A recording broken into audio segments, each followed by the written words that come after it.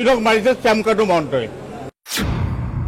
শ্যামকানু মহন্তই এইটো বিৰাট যিটো ভুল কৰিছে নহয়, তাক গুৱাহাটীত যেতিয়া প্লেনৰ পৰা নামিব তাক তাতে মাৰি মাৰি তাক গোটাই মিলি পুলিচক দি দিব লাগিব। মানুহে স্কুবা ডাইভিঙলৈ জুবিন দাক নিছিলে, তেওঁ অসমৰ মানুহৰ আগত আহি কবহি লাগিব।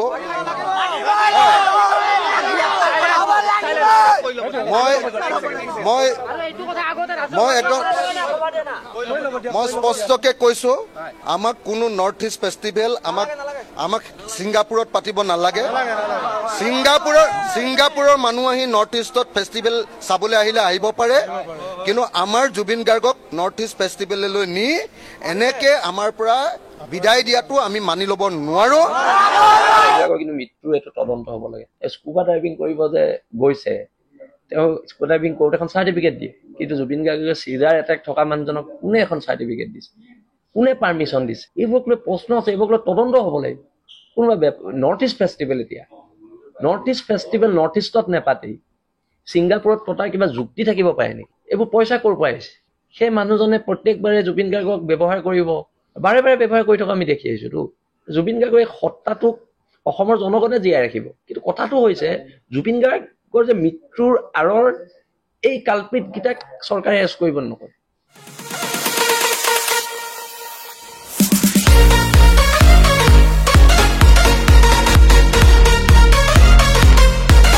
তো গাইছ, আজিৰ এই 19 ছেপ্টেম্বৰৰ দিনটো আমাৰ অসমবাসীৰ কাৰণে, মানে অসমবাসীৰ কাৰণে বুলি ক'লে ভুল হ'ব, মানে আমাৰ ভাৰতবাসীৰ কাৰণে অতি বেদনাদায়ক দিন বুলি ক'ব লাগিব। কাৰণ আজিৰ এই দিনটোতেই আমাৰ সকলোৰে মৰমৰ, আমাৰ সকলোৰে হিয়াৰ আমঠু জুবিন দা আমাৰ মাজৰ পৰা নোহোৱা হৈ গ'ল, মানে চিৰদিনৰ বাবে নোহোৱা হৈ গ'ল।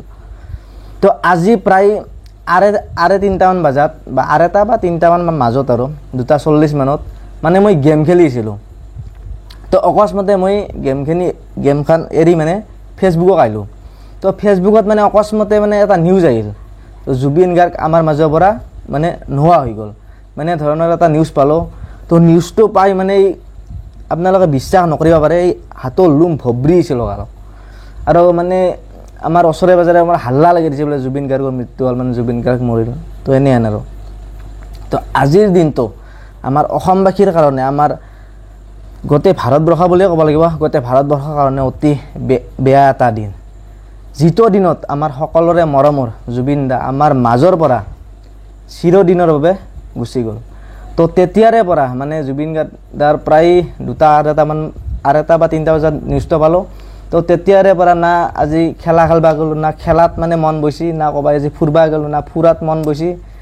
মানে তেতিয়াৰে পৰা মানে অলপ বেলেগ ধৰণৰ অলপ টেনশ্যন হৈ আছে, মানে ব্ৰেকআপ হ'লেও মানে সেনেহেন টেনশ্যন নহয়। আজি মানে দিনটো অলপ বেলেগ আৰু মানে টেনশ্যন এটা লাগি আছে। তো আজিৰ এই ভিডিঅ'টোত মানে নিউজত মানে বহুতে কৈ আছে, বহুত কিবা কিবি ট্ৰল হৈ আছে। তো আজিৰ ভিডিঅ'টোত মানে কিছুমান কথা পাতিম। তো তেন্তে বলক আমি ভিডিঅ'টো আৰম্ভ কৰোঁ। আজি কেইদিনমান আগত জুবিন দাই ইনষ্টাত এটা মানে পষ্ট কৰিছিল, মানে তেওঁ ছিংগাপুৰলৈ গৈছিল আৰু ছিংগাপুৰত তেওঁ নৰ্থ ইষ্ট ফেষ্টিভেলত মানে অংশগ্ৰহণ কৰিছিল। আৰু তাত তেওঁ স্কুবা ডাইভিং কৰিব যাওঁতে মানে মৃত্যু হোৱা বুলি মানে নিউজত পাইছোঁ আৰু।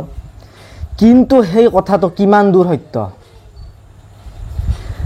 এদিন নহয় এদিন সেই কথাটো ওলাব। কাৰণ জুবিন দাৰ আগতে মানে বহুত কিবা কিবি হৈছিল, কিন্তু তেওঁৰ ডাইৰেক্ট মানে মৃত্যু হোৱা নাছিল। কিন্তু আচলতে ক'বলৈ গ'লে এই ঘটনাটো এটা মাৰ্ডাৰ কেছ, মানে পৰিকল্পিতভাৱে জুবিন গাৰ্গক আচলতে হত্যা কৰা হৈছে ক'বলৈ গ'লে। কিন্তু এই কথাখিনি এদিন নহয় এদিন মানে কি, আজি হ'ল 19 ছেপ্টেম্বৰ। তো প্ৰায় আৰু 5 দিনমান পিছত আপোনালোকে গম পাব এইটো এটা জুবিন গাৰ্গৰ এই কেছটো এটা মাৰ্ডাৰ কেছ হয়। কাৰণ জুবিন দাৰ এনেধৰণৰ কেছ মানে বহুত গৈছে, কিন্তু তেওঁ বাচি আহিছে। কিন্তু তেওঁৰ এই স্কুবা ডাইভিং কৰিব যাওঁতে তেওঁৰ মৃত্যু হ'ল। কিন্তু আচলতে এই ঘটনাটো কিমান দূৰ সত্য, মানে বহুতে বহুখিনি মন্তব্য কৰিছে। তো আপোনালোকক সেই ক্লিপকেইটাও মই দেখুৱাই আছোঁ। কিন্তু মৃত্যুৰ এইটো তদন্ত হ'ব লাগে। স্কুবা ডাইভিং কৰিব যে গৈছে, তেওঁ স্কুবা ডাইভিং কৰোঁতে এখন চাৰ্টিফিকেট দিয়ে, কিন্তু জুবিন গাৰ্গে চিজাৰ এটেক থকা মানুহজনক কোনে এখন চাৰ্টিফিকেট দিছে, কোনে পাৰ্মিশ্যন দিছে, এইবোৰক লৈ প্ৰশ্ন আছে, এইবোৰক লৈ তদন্ত হ'ব লাগিব। কোনোবা নৰ্থ ইষ্ট ফেষ্টিভেল, এতিয়া নৰ্থ ইষ্ট ফেষ্টিভেল নৰ্থ ইষ্টত নেপাতি ছিংগাপুৰত পতাৰ কিবা যুক্তি থাকিব পাৰে নেকি? এইবোৰ পইচা ক'ৰ পৰা আহিছে? সেই মানুহজনে প্ৰত্যেকবাৰে জুবিন গাৰ্গক ব্যৱহাৰ কৰিব, বাৰে বাৰে ব্যৱহাৰ কৰি থকা আমি দেখি আহিছোতো। জুবিন গাৰ্গৰ এই সত্তাটোক অসমৰ জনগণে জীয়াই ৰাখিব, কিন্তু কথাটো হৈছে জুবিন গাৰ্গৰ যে মৃত্যুৰ আঁৰৰ এই কালপিতকেইটাক চৰকাৰে এৰেষ্ট কৰিব নকৰে, কৰিব লাগিব। আজি শিৱসাগৰত হাজাৰ হাজাৰ মানুহ ওলাই আহিছে তেওঁলোকক এৰেষ্ট কৰিবৰ কাৰণে, দাবী জনাইছে। এটা ছ'চিয়েল মিডিয়াৰ জৰিয়তে মই দেখিছোঁ। অলপ পিছত গোটেই অসমে দাবী কৰিব। কিন্তু এটা জুবিন গাৰ্গৰ মৃত্যুটো এইটো স্বাভাৱিক মৃত্যু নহয়, এইটো এটা দুৰ্ঘটনা হয়।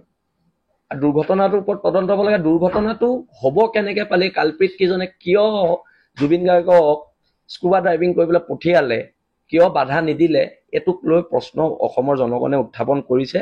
অসমৰ বিশেষকৈ নৱপ্ৰজন্মই উত্থাপন কৰিছে, আৰু নৱপ্ৰজন্মৰ এই প্ৰশ্ন উত্তৰ চৰকাৰে দিব লাগিব, এওঁলোকক গ্ৰেপ্তাৰ কৰিব লাগিব। জুবিন গাৰ্গৰ যেতিয়া মৃত্যু হ'ল তেতিয়া নৰ্থ ইষ্ট ফেষ্টিভেলৰ মুখ্য আয়োজক চামকানু মহন্তক মানে সাংবাদিকে প্ৰশ্ন কৰিলে আচলতে জুবিন দাৰ কেছটো মানে এই তেওঁৰ মৃত্যু কেনেধৰণে হ'ল। কিন্তু শ্যামকানু মহন্তই উত্তৰ দিলে যে এই বিষয়ে তেওঁ একো নাজানে। যদি তেওঁ এই বিষয়ে একো নাজানে তেওঁ জুবিন গাৰ্গক মাতি কিয় নিছিল? তো এই কথাটোক লৈ ছ'চিয়েল মিডিয়াত বৰ্তমান পূৰা তলপাৰ লাগি আছে। মানে বহুখিনি মন্তব্য কৰিছে। আৰু যেতিয়া তেওঁ স্কুবা ডাইভিং কৰিব গৈছিল জুবিন গাৰ্গে, তো তেতিয়া জুবিন গাৰ্গৰ লগত গৈছিল সিদ্ধাৰ্থ শৰ্মা আৰু শেখৰ গোস্বামী, মানে এই দুজন ব্যক্তিয়ে জুবিন গাৰ্গৰ লগত গৈছিল। তো এতিয়া বৰ্তমান ছ'চিয়েল মিডিয়াত একদম তলপাৰ লাগি আছে এই ঘটনাটোৰ ওপৰত। তো আপোনালোকক কিছুমান মই ক্লিপ দেখাই আছোঁ। আচলতে জুবিন গাৰ্গৰ এই কেছটো তেওঁৰ মৃত্যু হৈছে নে তেওঁক এটা পৰিকল্পিতভাৱে হত্যা কৰা হৈছে। কিন্তু আমাৰ অখিল গগৈ ডাঙৰীয়া দেৱেও জুবিন গাৰ্গৰ বিষয়ে কিছুমান মন্তব্য প্ৰকাশ কৰিছে। তো আপোনালোকক সেই ক্লিপটো মই দেখুৱাই আছোঁ। তো পূৰা ক্লিপটো ভালদৰে চাই লওক। অখিল গগৈয়ে জুবিন গাৰ্গৰ এই তেওঁ যে মৃত্যু হ'ল, আচলতে তেওঁৰ মৃত্যু হোৱা নাই, তেওঁক পৰিকল্পিতভাৱে হত্যা কৰা হৈছে। অখিল গগৈয়ে এইখিনি মন্তব্য কৰিছে। তো আপোনালোকে শুনিব অখিল গগৈয়ে কি কৈছে আচলতে। যি মানুহে স্কুবা ডাইভিঙলৈ জুবিন দাক নিছিলে তেওঁ অসমৰ মানুহৰ আগত আহি ক'বহি লাগিব।